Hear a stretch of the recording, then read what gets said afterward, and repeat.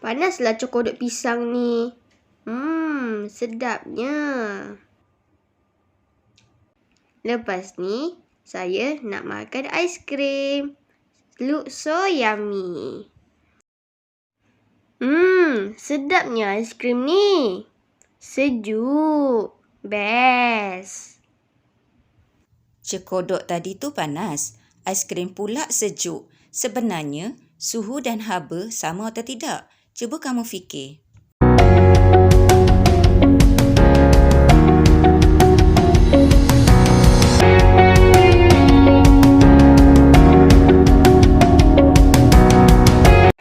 Dalam video kali ini, kita akan belajar bab 9 iaitu haba dan fokuskan kepada 9.1 hubung kait suhu dengan haba.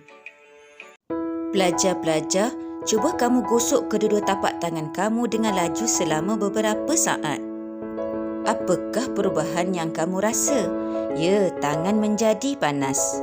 Kenapa tangan kamu menjadi panas? Ya, sebab haba telah pun dihasilkan. Haba dihasilkan apabila kedua-dua tapak tangan kita bergeser. Tapi bukanlah sampai mengeluarkan api macam dalam video ni. Ini hanyalah menunjukkan haba dihasilkan. Pelajar-pelajar, sebelum kita belajar lebih lanjut tentang tajuk ini, kita lihat dahulu standard pembelajaran iaitu 9.1.1 membanding beza antara haba dengan suhu. Sebentar tadi pelajar-pelajar telah pun menggosokkan dua tapak tangan kan dan menghasilkan haba. Selain daripada geseran, haba diperoleh daripada pelbagai sumber seperti yang pertama ialah matahari. Yang kedua, haba diperoleh daripada peralatan elektrik. Okey, pelajar boleh lihat ini ialah cerik elektrik. Dan yang kedua ialah toaster ataupun pembakar roti. Yang ketiga, haba diperoleh daripada pembakaran bahan api, contohnya kayu api, petrol dan juga arang batu. Sekarang kita lihat apakah maksud haba. Haba merupakan satu bentuk tenaga. Haba mengalir dari kawasan yang bersuhu tinggi ke kawasan yang bersuhu rendah. Okey, pelajar boleh lihat kawasan yang berdekatan dengan api ini ialah suhu tinggi iaitu kawasan panas. Dan yang hujung ialah bersuhu rendah iaitu kawasan sejuk. Kita lihat bagaimana haba mengalir. Okey, haba mengalir daripada kawasan panas iaitu bersuhu tinggi ke kawasan yang sejuk iaitu bersuhu rendah. Suatu bahan menjadi lebih panas apabila menerima haba. Contohnya semasa kita memasak makanan. Okey, cuba teka. Pelajar-pelajar ni semasa memasak bubur kacang. Suatu bahan akan menjadi lebih sejuk apabila kehilangan haba, iaitu contohnya ais. Baiklah, sekarang kita lihat apakah maksud suhu. Suhu ialah sukatan darjah kepanasan atau kesejukan sesuatu objek. Suhu boleh diukur dengan menggunakan termometer. Okey, kita lihat bacaan termometer di mana suhunya meningkat dan di sebelah kanan suhunya menurun. Okey, itu suhu meningkat. Yang kedua suhu menurun. Jadi, melalui termometer kita boleh lihat sukatan darjah kepanasan ataupun kesejukan sesuatu objek. Semua pelajar mesti ingat poin penting di sini iaitu suhu meningkat dalam persekitaran yang panas dan menurun dalam persekitaran yang sejuk. Suhu air meningkat apabila air dipanaskan. Okey, kita lihat sekarang air dipanaskan, maka suhunya meningkat. Suhu air menurun apabila air disejukkan seperti yang ditunjukkan di dalam rajah ini. Jom pelajar-pelajar kita lihat simulasi berikut. Kita panaskan air dan boleh lihat di situ paras merkuri semakin meningkat sehinggalah ke satu takat iaitu air akan mendidih sebentar lagi. Okey, pelajar boleh lihat air telah pun bertukar menjadi steam.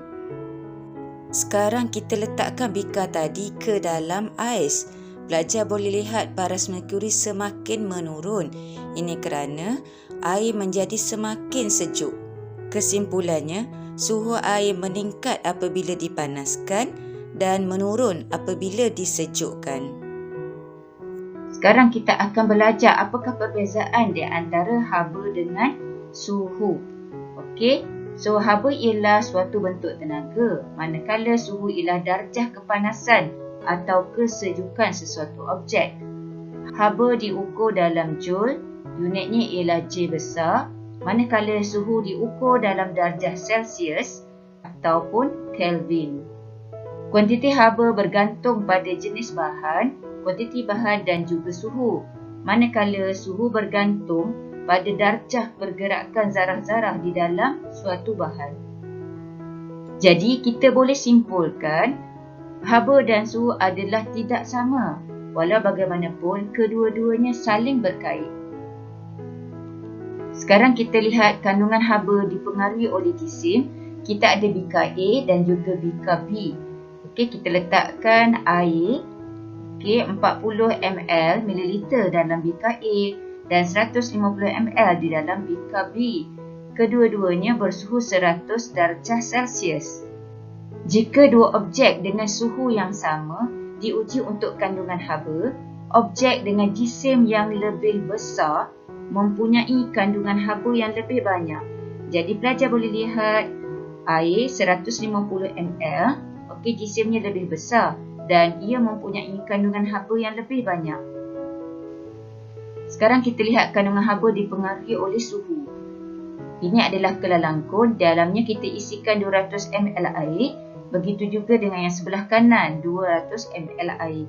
Tetapi yang sebelah kanan ni kita berikan sumber api, iaitu kita letakkan di bawahnya ialah penunu Bunsen. Okey, apa maksudnya? Maksudnya suhu air yang ini lebih tinggi, okey, berbanding yang sebelah kiri.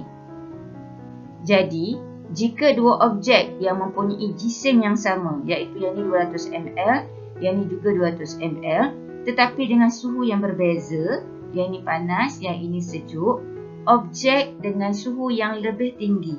Okey, ini objek dengan suhu yang lebih tinggi mempunyai kandungan haba yang lebih tinggi. Okey, pelajar boleh lihat, okey, air ini mempunyai suhu yang tinggi dan kandungan habanya lebih banyak berbanding dengan yang sebelah kiri, iaitu bersuhu rendah dan mempunyai kurang haba. Jadi pelajar lihat di sini, aiskrim mempunyai suhu yang lebih rendah, jadi ia mempunyai kandungan haba yang sedikit. Berbanding cokodok panas yang mempunyai suhu yang tinggi, maka ia mempunyai kandungan haba yang banyak. Jadi cikgu harap pelajar-pelajar telah pun dapat membezakan di antara haba dengan suhu.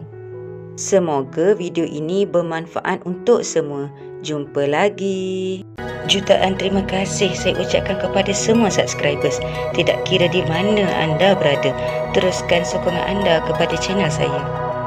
Jangan lupa like, komen, subscribe dan aktifkan notifikasi lonceng agar anda tidak terlepas video terbaru daripada saya.